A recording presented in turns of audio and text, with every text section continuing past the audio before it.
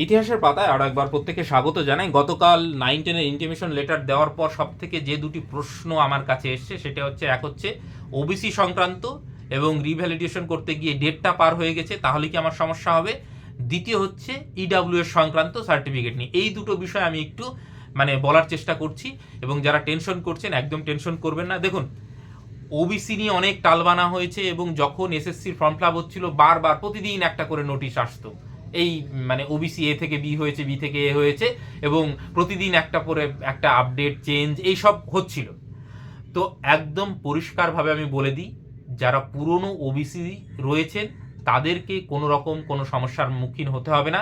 ধরুন রিভ্যালিডেশন করতে গিয়ে এই যে 21/7/2025 পরে আপনি পেয়েছেন, কিন্তু আপনার তো পুরনো ওবিসি সার্টিফিকেট রয়েছে, সেইটার জেরক্স আপনার সঙ্গে রয়েছে। আমি বারবার বলে দিয়েছিলাম জেরক্স রাখবেন, জমা যদি নিয়ে নেয় তাহলে জেরক্স অবশ্যই, বা ফটোকপি করে আমি বলেছিলাম 2-3 জায়গায় শেয়ার করে রাখতে, ভালো করে মনে করে দেখুন। তো সেই ফটোকপি বের করে নিয়ে যাবেন, পুরোনোটা এবং নতুনটা, কারণ আপনি তো আর নতুন করে ওবিসি সার্টিফিকেট বের করছেন না, আপনি তো রিভ্যালিড আবার সেটাকে করাচ্ছেন। তো সেক্ষেত্রে আপনার কোনো রকম কোনো অসুবিধা হবে না আপনার ওবিসি সংক্রান্ত বিষয়ে কোনো রকম, কারণ এসএসসির নোটিফিকেশনও আপনারা রয়েছে, তখনই বলা হয়েছিল যে পুরনো থাক নতুন থাক যাই থাক না কেন আপনারা মানে করতে পারেন। তো সেক্ষেত্রে যারা ডিজিটাল তখন হয়েছিল না, পুরনো সার্টিফিকেট ছিল, সেই বেসিসে করেছেন, এখন ডিজিটাল হয়েছে, কিন্তু সেটা 21/7/2025 পরে হয়েছে। এই ডেটটা দেখে অনেকে ভয় পাচ্ছে, একদম ভয় পাওয়ার কিছু নেই। 100% আপনার এই ক্যান্ডিডেটের পদ বা প্রার্থী পদ কোনো রকম এই সংক্রান্ত বিষয়ে বাতিল হবে না, কারণ আপনি আগের থেকেই ওবিসি।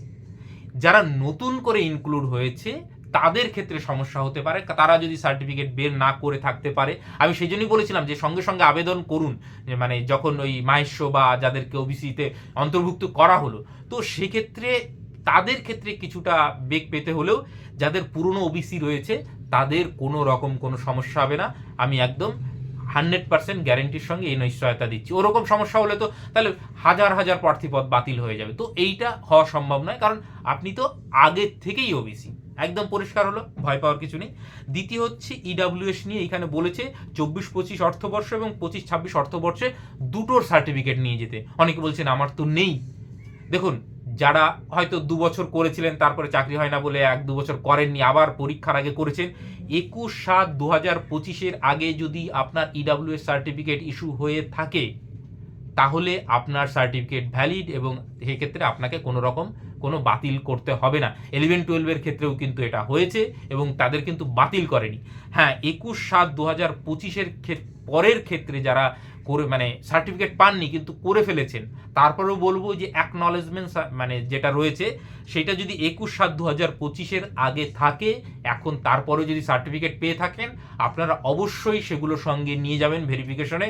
আপনাদের যদি মান্যতা দেয় তো ভালো, কারণ এটা নিয়ে কেস চলছে। দেখুন, এই এসএসসির যে বক্তব্য, যে লাস্ট যদি আপনি হিয়ারিং ওই সময়টা শোনেন, তখন এসএসসি কিন্তু চাইছিল যে এগুলোকে ভ্যালিড করতে, কিন্তু এই সংক্রান্ত বিষয়ে কেস হয়েছে। তাহলে যেটা বলা হচ্ছে যে ইডাব্লিউএসকে ছাড় দিলে অন্য অন্য ক্যাটাগরিকেও ছাড় দিতে হবে, যেমন ওবিসি নতুন করে অন্তর্ভুক্তি হয়েছে, তাহলে যারা মাহেশ্ব পরবর্তীতে ওবিসি করেছে তাদেরকেও ছাড় দিতে হবে। এই সংক্রান্ত বিষয়ে আপনার যেমন ক্যাটাগরি আপডেটও হয়েছে সেই সংক্রান্ত বিষয়। তো সেক্ষেত্রে যেহেতু এটা একটা কেসের ব্যাপার রয়েছে, আলটিমেটলি সেটা একটু ট্রিকি বলা আমার পক্ষে যে কোনো সমস্যা হবে কি হবে না।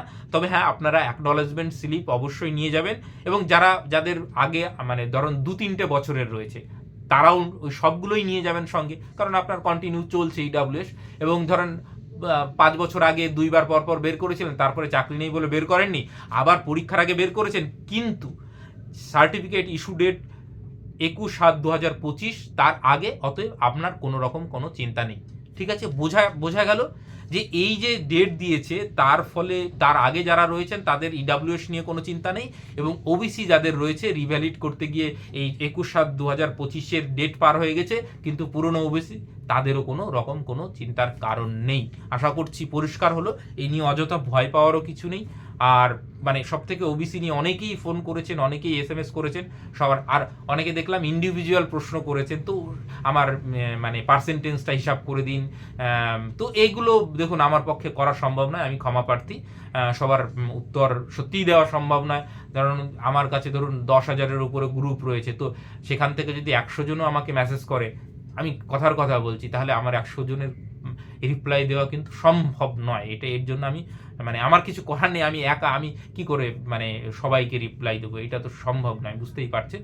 সেই জন্য আমি ক্ষমা প্রার্থী। বাকি এই ইডাব্লিউএস এবং ওবিসি নিয়ে যে এইটুকু মানে আমি বললাম, যাদের এই ডেটের আগে রয়েছে তাদের কোনো রকম কোনো সমস্যা হবে না, মানে 11-12-এও হয়নি, আপনাদেরও হবে না। কিন্তু ডেটের পরে যেগুলো রয়েছে সেক্ষেত্রে মানে কি হবে সেটা আমার পক্ষে বলা সম্ভব নয়। ধরুন পরে যদি ওবিসি বের করে থাকেন তো সেক্ষেত্রে আপনারা অবশ্যই চেষ্টা করবেন, কিন্তু আলটিমেটলি সেটা বৈধতা দেবে কি দেবে না সেটা কিন্তু মানে এসএসসি বলতে পারে, কারণ নোটিফিকেশন অনুযায়ী কিন্তু সমস্ত যে যোগ্যতা মান সেইটা যে ফর্ম ফিল আপের লাস্ট ডেট তার আগে মানে লাস্ট ডেট অবধি হতে হবে।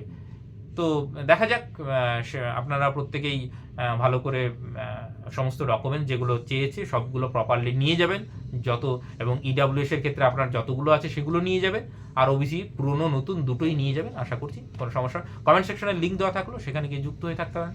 ভালো থাকবেন, থ্যাংক ইউ।